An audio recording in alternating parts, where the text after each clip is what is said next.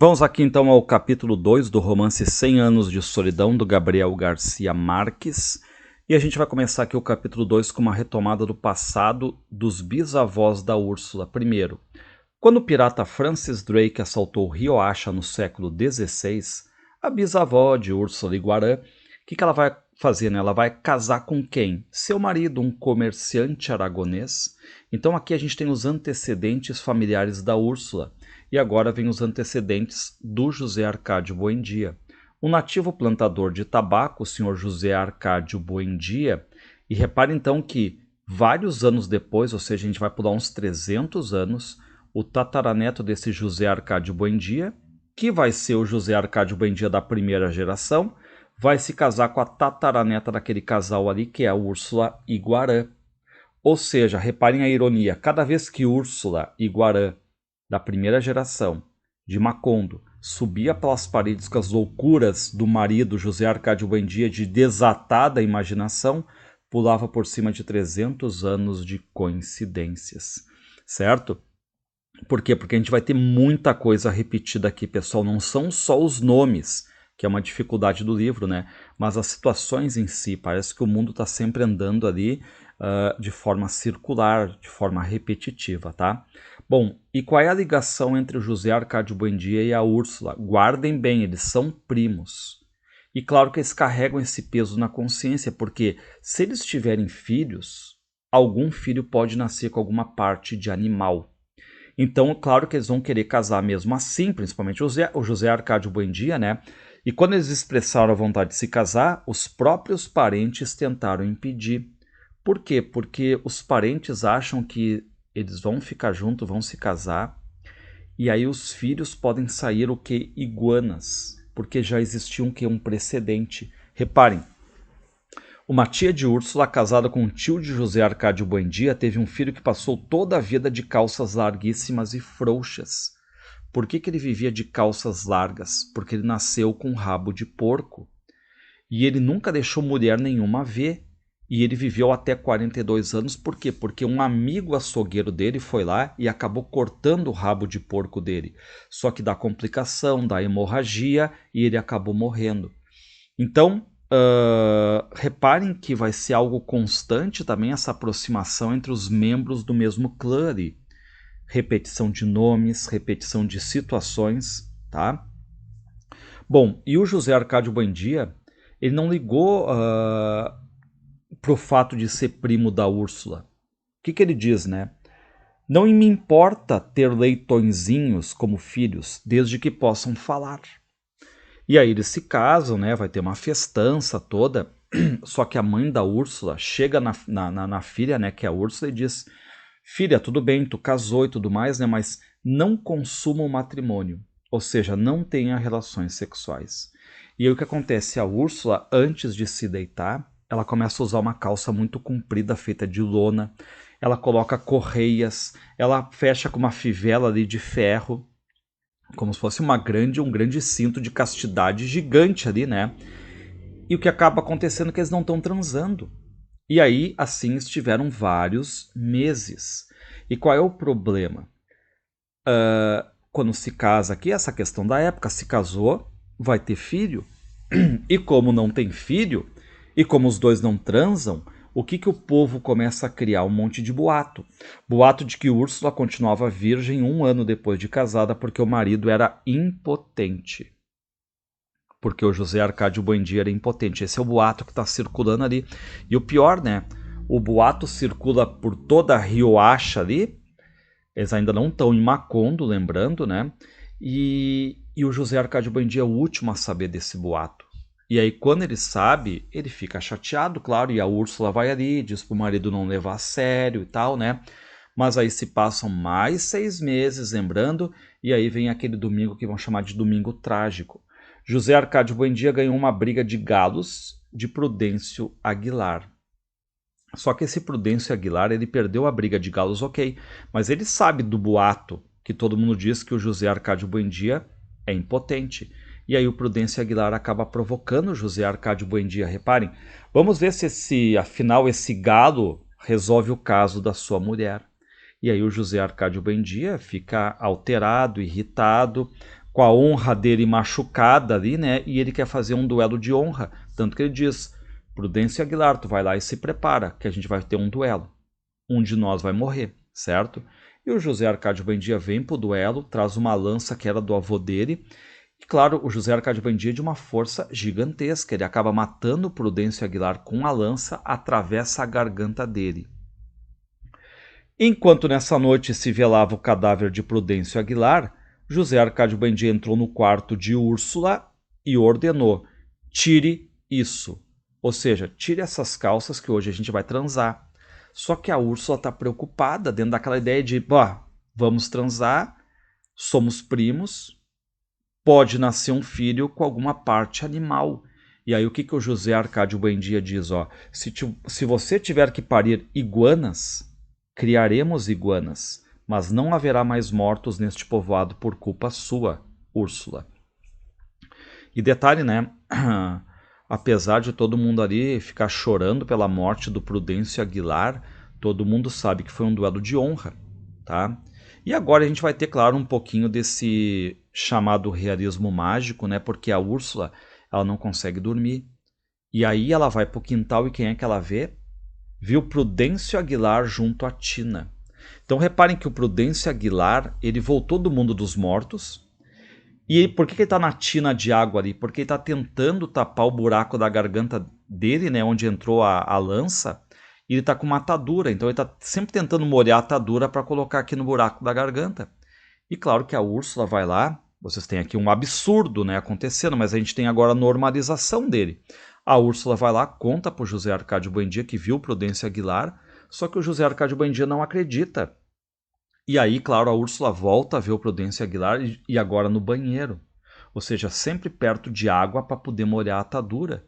E aí o José Arcádio Buendia acha que a mulher está viajando, que está alucinada, até que o próprio José Arcádio Buendia vê o Prudêncio Aguilar no quintal. E aí reparem, né, o estouro. Vá pro caralho, Prudêncio Aguilar, e cada vez que você voltar, eu o mato de novo. Só que o Prudêncio Aguilar não vai embora. E aí o José Arcádio Buendia não consegue dormir bem, porque ele fica mal, né? Ele sente a dor do Prudêncio Aguilar procurando água para molhar a atadura. E aí, o que vai fazer o José Arcádio Buendia? Ele resolve ir embora desse povoado de Rioacha aí. E agora que ele vai empreender aquela travessia que vai durar 26 meses. O que diz ele, né, o José Arcádio Buendia pro Prudêncio Aguilar? Nós vamos embora deste povoado para o mais longe possível, Prudêncio Aguilar, e não voltaremos nunca mais. Agora, vá sossegado. E aí começa a travessia da Serra de Rioacha. O José Arcádio Buendia está levando a Úrsula e Guarã, reparem, estão casados, mas não têm filhos. E vários amigos do José Arcádio Buendia vão junto, levando mulheres, levando filhos. E lembrar, né, o José Arcádio Buendia ainda não tem filhos. O que faz antes de ele ir? Enterrou a lança com a qual ele matou o Prudêncio Aguilar, né, no quintal, e degolou um a um seus magníficos galos de briga. Por isso que a gente fica sabendo lá, né, que os animais proibidos em Macondo são os galos de briga, porque tem esse antecedente aqui, né. Então, o que ele faz? Enterra a lança, degola os galos de briga, tudo para dar paz para o Prudêncio Aguilar. Tá? Então reparem essa questão, né, do lado mais, enfim, milagroso e tudo mais, o Prudêncio Aguilar morreu, mas volta. Tá? Então a normalização desse absurdo, porque a Úrsula e o José Arcádio Buendia vão se mudar por causa dele, tá? Saem de Rioacha ali, tá? E a herança da Úrsula, a partir de agora, né, ela vai conseguir levar, porque o pai dela deixou moedas de ouro, e aí eles estão indo fazer essa travessia aí, contrário ao caminho de Rioacha, fazem uma viagem que a gente sabe bem longa, 26 meses, uma coisa hiperbólica, exagerada, e chegam até a conceber um filho nessa trajetória. Úrsula deu à luz um filho com todas as suas partes humanas, que é o José Arcádio. Por que com todas as suas partes humanas? Porque havia uma preocupação nisso, né? A gente sabe. Bom, quase 2 anos de travessia, foram eles os primeiros mortais que viram a vertente ocidental da serra, ou seja, aquela ideia, né, de que a Úrsula e Guarã e o José Arcádio Buendia estão entre os fundadores ali de Macondo. E aí é um grande pântano, e só que eles nunca acham o mar.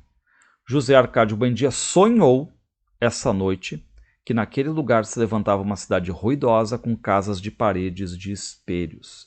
E aqui uma cena importante do livro, né? Uma cidade, ele sonha, né, que vai ter uma cidade com casas de paredes de espelhos, dentro daquela ideia, né, de que a vida dos personagens como um espelho vai acabar se repetindo, não só de novo, né, a questão dos nomes, mas das situações mesmo. E aí no sonho, o José Arcádio Buendia ele acaba perguntando, né, tipo, qual é o nome dessa cidade que está se levantando aí? E aí qual é a resposta? Um nome que ele nunca tinha ouvido, que não possuía significado algum, Macondo. E detalhe, alguns dizem que esse nome veio de uma propriedade que plantava bananas, também dizem que era o nome de uma árvore, né, que era o nome de uma planta, enfim, tá? Bom, aí o José Arcádio Buendia tá ali com os amigos e tudo mais e acaba fundando Macondo, certo? Não conseguiu decifrar o sonho das paredes de espelhos até o dia em que conheceu o gelo que está lá no capítulo 1. Aquela ideia de quando ele vê o gelo, a ideia é que ali realmente era a cidade dos espelhos, tá? Bom, agora tem um detalhe. A gente já cai naquela ideia de que eles têm 2 filhos, que é o José Arcádio, concebido durante a travessia, e o Aureliano, que é aquele personagem que é o primeiro ser humano nascido em Macondo. E aí a Úrsula vê o filho, o José Arcádio, trocar de roupa. Reparem, estava José Arcádio tão bem equipado para a vida que lhe pareceu anormal. O José Arcádio tem um órgão sexual além do normal. Chama a atenção da mãe, tá? A mãe que só tinha visto, por exemplo, né, o José Arcádio Buendia, o marido, nu, ela se apavora, né, com o órgão sexual do José Arcádio filho, tá? Agora a gente tem uma nova personagem aqui, que é a Pilar Terneira Mata-Pau também, né? Mulher alegre, desbocada, provocante, que ajudava nos trabalhos domésticos e sabia ler o futuro nas cartas. E essa personagem aqui, a Pilar Terneira, ela tá sempre com cheiro de fumo, ela sabe ler, né, o futuro nas cartas. E aí a Úrsula fala para Pilar Terneira sobre o órgão sexual avantajado do filho, ela está preocupada. Só que a Pilar Terneira vai acalmar, diz assim, não, não, não, ele será feliz. E aí um dia a Pilar Terneira, ela coloca as cartas na mesa e tudo mais com José Arcádio perto dela. E de repente ela estendeu a mão e tocou no órgão sexual dele. Que monstro! E aí o José Arcádio, imagina, né, fica atiçado sexualmente, ele começa a procurar a Pilar Terneira, procura todas as noites ali, porque ele quer que ela toque de novo nele, né? Chamava-se Pilar Terneira, fizera parte do êxodo que culminou com a fundação de Macondo.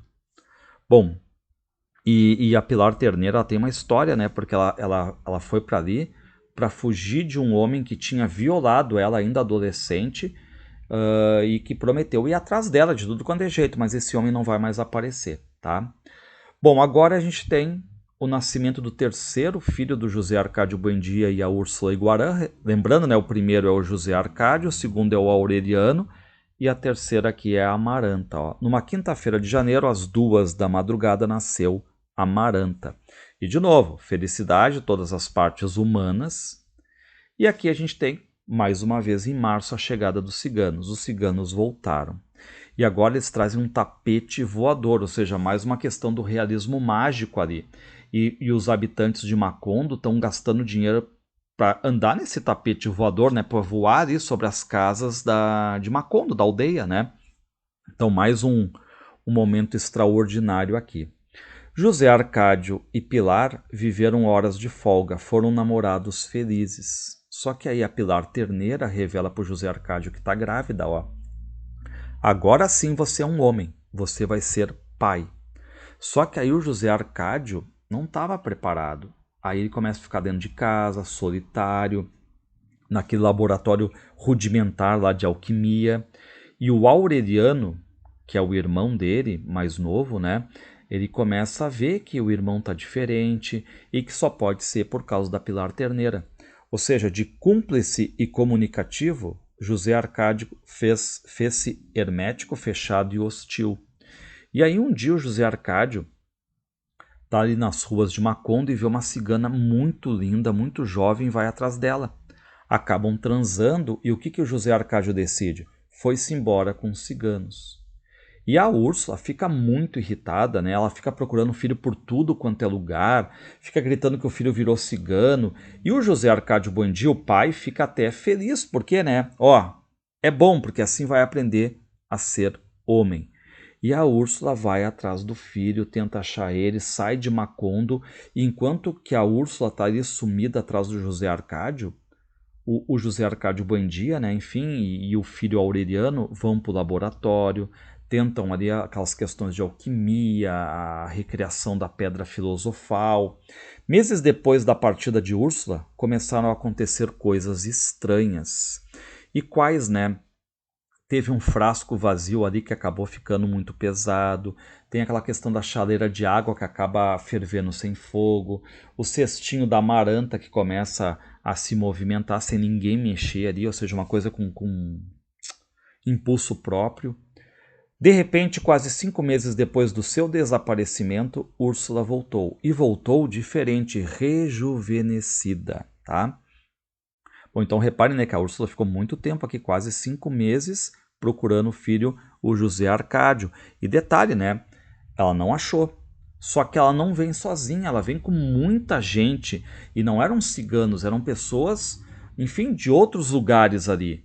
Vinham do outro lado do pântano, de apenas 2 dias de viagem, onde existiam povoados que recebiam o correio todos os meses e conheciam as máquinas do bem-estar. Lembrando, né, a Úrsula estava muito indignada, né, com o marido, dizendo que eles estavam vivendo em Macondo como se fossem burros ali. E que havia tanta coisa boa do outro lado, né, do rio, de outros locais ali. E agora ela conheceu isso aí, está trazendo gente ali para Macondo, tá? Ou seja, Úrsula não tinha alcançado os ciganos, mas encontrara a rota que seu marido não tinha podido descobrir na sua frustrada busca das grandes invenções. E aí a Úrsula fez exatamente aquilo que o marido não tinha conseguido, né? Quando foi lá, enfim, empreendeu uma entrada na Serra Densa e tudo mais, tentando procurar, não conseguiu. E ela conseguiu. Tanto é que vem muita gente com ela. Ela conseguiu ver onde é que havia as correspondências, conseguiu saber das novidades do progresso, né? E isso agora é legal porque vai causar, de certo modo, um boom populacional ali em Macondo, porque vai ter mais comércio. E então Macondo vai meio que sair desse lado mais que a gente chama, né? Até o Mário Vargas Llosa fala isso, uma coisa mais agrário patriarcal, para um lugar já com comércio, com oficinas. E aqui, quanto à árvore genealógica, a gente tem basicamente a do primeiro capítulo. Primeira geração dos Buendia, né? O José Arcádio Buendia casado com a Úrsula Iguarã. Tivemos ali o primeiro, que é o José Arcádio, concebido durante a travessia. O Aureliano, que é o primeiro ser humano nascido em Macondo. A Amaranta e agora o José Arcádio tendo um relacionamento com a Pilar Terneira e a gente sabe que ele vai ser pai. Houve aqui a gravidez da Pilar Terneira. Até o capítulo 3.